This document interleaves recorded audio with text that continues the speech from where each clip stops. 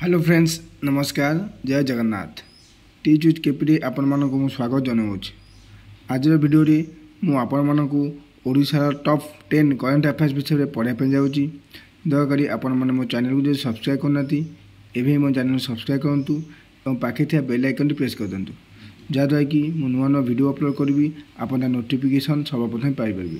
चलो जानवा Odisha top 10 current affairs of Odisha today's. एक नंबर आसला ओडिशा वर्तमान मुख्यमंत्री बा गृहमंत्री किए अछंती। उत्तर होची श्रीयुक्त मोहन चरण माझी। दुई नंबर आसला वर्तमान ओडिशा उच्च न्यायालय मुख्य विचारपति किए अछंती। बहुत इंपोर्टेंट प्रश्न।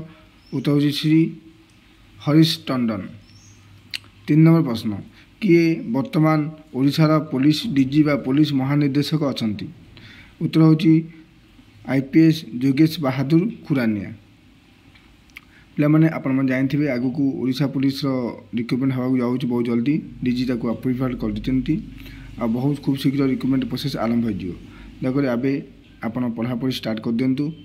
मो चैनल में आपण मानक Odisha GK English Odisha grammar Odia grammar और करंट अफेयर्स वीडियो आपन को प्रतिदिन आपन को पठेबी।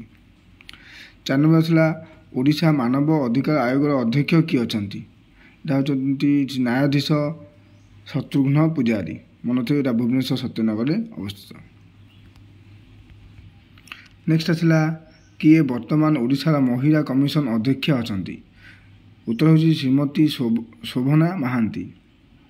6 नंबर प्रश्न ओडिशार राज्यपाल किए अछंती। उत्तर होची हरिबाबू कुंभमपति। 7 नंबर प्रश्न कटक भुवनेश्वर पुलिस कमिशनर किए। उत्तर होची आईपीएस श्री देवदत्त सिंह। पिला माने क्षमा करेंगे मोर अक्षर मुझे क्षमा प्राप्त करुँची। मो अक्षर भल ना कि आपण को सटीक एवं करंट अफेयर्स प्रोवाइड करुँची। दरकारी वीडियो आप शेष पर देखूँ। 8 नंबर प्रश्न है कटक जिलार जिलापाल किए अछंती। उत्तर होची श्री दत्तात्रेय भाऊ साहेब सिंधे। नेक्स्ट प्रश्न जीवा ओडिशा राज्य सूचना अधिकार अध्यक्ष किए अछंती। उत्तर होची श्री मनोज कुमार परिडा। नेक्स्ट आज शेष टॉप करंट अफेयर्स होची वर्तमान ओडिशा मुख्य शासन सचिव किए। उत्तर होची श्री आईएएस श्री मनोज आहूजा। बहुत इंपोर्टेंट क्वेश्चन बहुत बार परीक्षा पड़ी। थैंक यू जय जगन्नाथ।